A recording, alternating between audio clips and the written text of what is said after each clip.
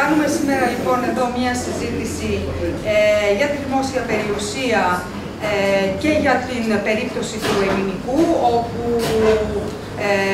η Επιτροπή Αγώνα και ο Δήμος Ελληνικού δίνουν τη μάχη για το να γίνει ο χώρος Μικροπολιτικό Πάρκο. Βρίσκεται απόψε μαζί μας ο Δήμαρχος Ελληνικού, ο Χρήστος Ομπορτζίδης, ο οποίος θα μας ενημερώσει, και από την Επιτροπή Αγώνα του Ελληνικού θα μας μιλήσει ο Πάνος Οτότσικας. Αυτές τις μέρες έτσι έχει τη τιμητική του το ελληνικό. Θα προσέξατε ίσως ότι και στις προγραμματικές δηλώσεις στη συζήτηση που έγινε στη Βουλή αναφέρθηκε από τον Πρωθυπουργό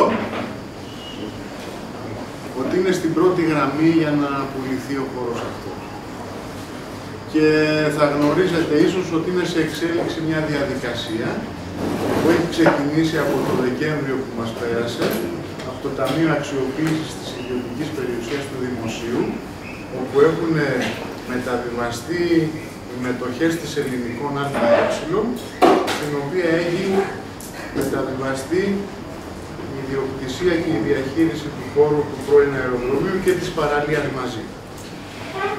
Για το τι μπορεί να κάνουν στον χώρο αυτόν του πρώην αεροδρομίου και της παραλίας, ψηφίστηκε ένας νόμος το Μάρτιο που πέρασε από την προηγούμενη Βουλή, όπου καθορίζει τις χρήσεις που μπορούν να υπάρχουν εκεί πέρα και τους όρους και τους συντελεστές δόμησης. Και με δύο λόγια μπορούμε να πούμε ότι επιτρέπονται όλες οι χρήσεις, εκτός από βιομηχανικές και βιοτεχνικές δραστηριότητες, όλα τα άλλα μπορούν να γίνουν σε αυτό το χώρο, από κατοικία μέχρι και ουρανοξύστης αναφέρεται, ξενοδοχεία, εμπορικά κέντρα, καταστήματα, υπηρεσίες, κέντρα διασκέδασης, μαρίνα στην παραλία. Παραχωρείται και ο Αιγιαλός ακόμα και δίνεται το δικαίωμα στους επενδυτές να κάνουν προσχώσεις και να χτίσουν πάνω στην καινούργια γη που θα δημιουργηθεί, αν το επιλέξουν αυτό. Και δίνεται τη δυνατότητα να χτιστούν περίπου 3.700.000 τετραγωνικά μέτρα, αν θυμάμαι, στο χώρο αυτό. Με δύο λόγια δηλαδή θα δημιουργηθεί μια καινούργια πόλη ή καλύτερα ένας πόλος, ας πούμε, οικιστικός, τουριστικός. Στη μεριά της κυβέρνησης είναι φανερό ότι θέλει να προχωρήσει όσο το δυνατόν γρηγορότερα αυτή τη διαδικασία. Στα πλαίσια γενικότερα του ξεπουλήματος της δημόσιας περιουσίας και του δημόσιου πλούτου της χώρας μας.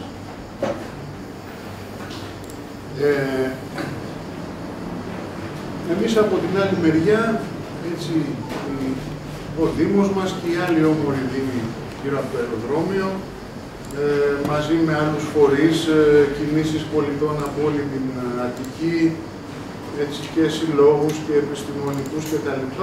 Και την Επιτροπή Αγώνα που έχει συγκροτηθεί, προσπαθούμε να αποτρέψουμε αυτή την εξέλιξη. Θεωρούμε ότι το σημαντικότερο αυτή τη στιγμή είναι να μην πουληθεί αυτός ο χώρος. Γιατί αν πουληθεί, δεν μπορείς μετά να το γυρίσεις πίσω. Όσον αφορά τις δράσεις, αυτό που προσπαθούμε να κάνουμε, ιδιαίτερα τα τελευταία 2 χρόνια να πούμε, χοντρικά, είναι να αναπτύσσουμε δραστηριότητες μέσα στον ίδιο το χώρο του πρώην αεροδρομίου. Προσπαθούμε τώρα λοιπόν, αυτή που κάνουμε είναι όλο αυτόν τον κόσμο που δραστηριοποιείται μέσα σε αυτόν τον χώρο, να τον συσπυρώσουμε σε μια βάση ότι εμείς δεν εγκαταλείπουμε αυτούς τους χώρους που έχουμε, γιατί μας στείλαν αυτά τα χαρτιά και μας είπαν φευγάτε για να ελευθερωθεί ο χώρος για να μπορέσουμε να τον πουλήσουμε.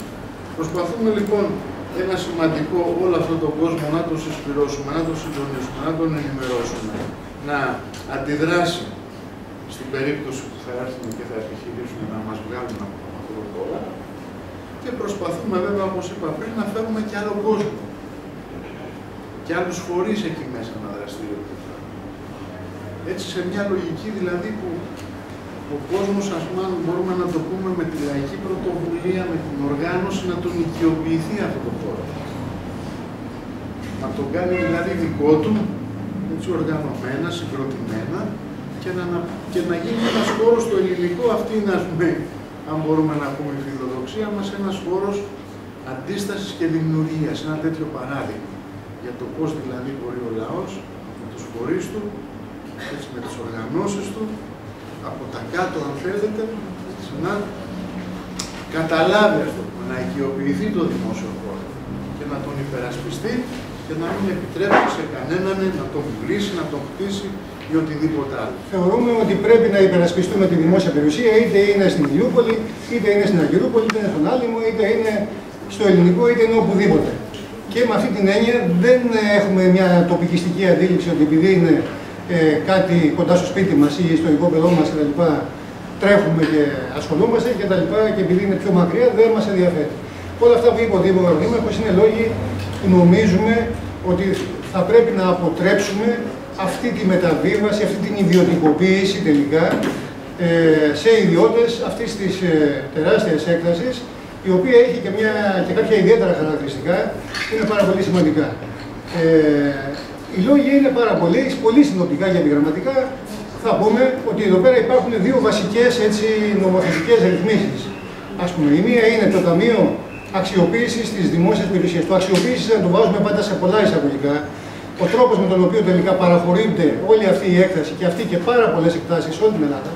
Δηλαδή όλα αυτά που ανήκανε στη Δημοτική Εταιρεία του Δημοσίου και σε διάφορους άλλους φορείς δημόσιους, όλα αυτά συγκεντρώνονται στο Ταμείο Αξιοποίησης της Δημόσιας Περιουσίας και μετά, όπως λέει ο νόμος ο συγκεκριμένος, ο οποίος συλλεχθεί, δεν μπορεί παραχωρούνται κατά πλήρη κυριότητα τον νομή και κατοχή στο Ταμείο και από εκεί πέρα δεν μπορεί να ξαναγυρίσουν σε καμία περίπτωση στους προηγούμενους φορείς, στην Κέρδη κτλ. Στην Ελληνικό ΑΕ κτλ. Από τους οποίους προήλθαν. Δηλαδή, τέρμα, ό,τι πήγε στο Ταμείο Αξιοποίησης δεν ξαναγυρίζει πίσω ξανά. Ούτε σε Δήμο κτλ. Αυτό είναι μια πολύ σημαντική ιστορία, διότι τελικά έχουν την ευθύνη πλέον αυτοί να διαχειριστούν ό,τι συμβαίνει στην Ελλάδα.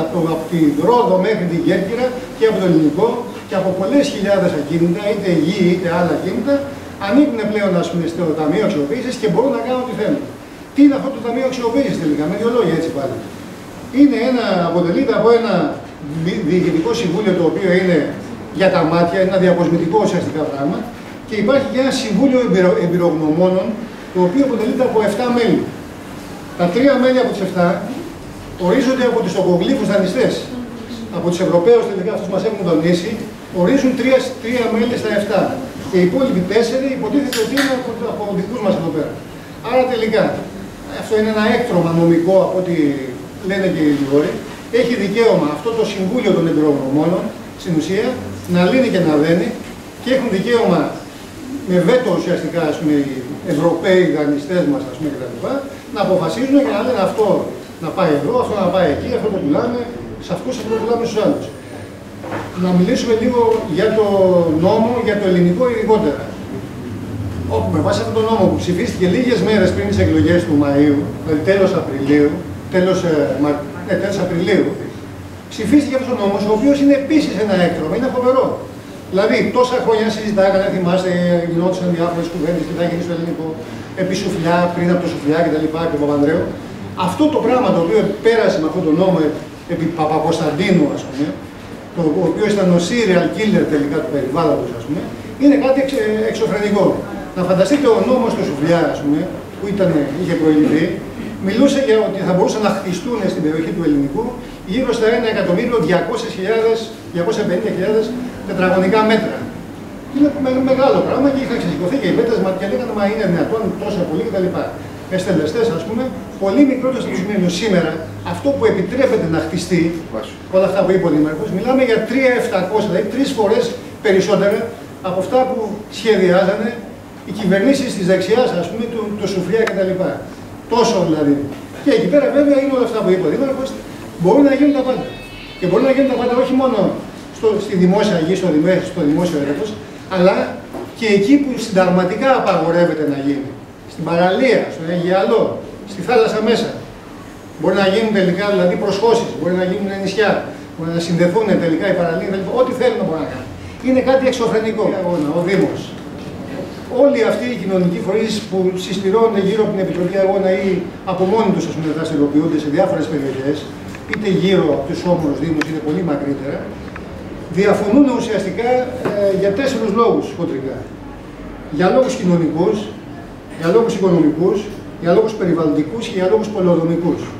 Άμα τους αναλύσουμε όλους αυτούς τους λόγους, γιατί, ας πούμε, για όλους αυτούς τους λόγους δεν πρέπει να γίνει αυτό που σχεδιάζουν στο ελληνικό, θα δείτε ότι είναι πάρα πολύ σοβαροί λόγοι, οι οποίοι τελικά το κίνημα και ο Δήμος τελικά αντιτίθεται.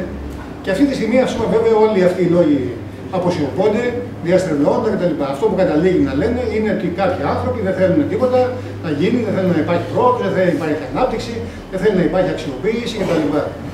Δηλαδή, ταυτίζουν τα σχέδιά τους, αυτά που λέμε τα εκτροματικά, με την έννοια της αξιοποίησης.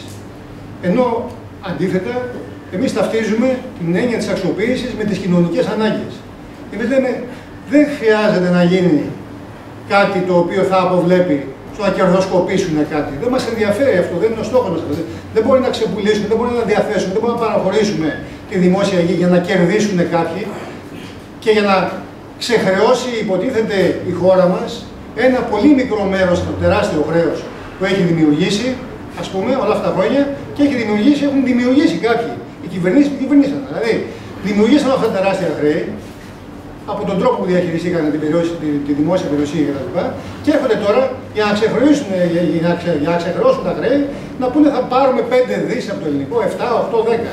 Τα οποία σε σχέση με τα 300 δις που χρωστάμε, ας πούμε, δεν είναι τίποτα.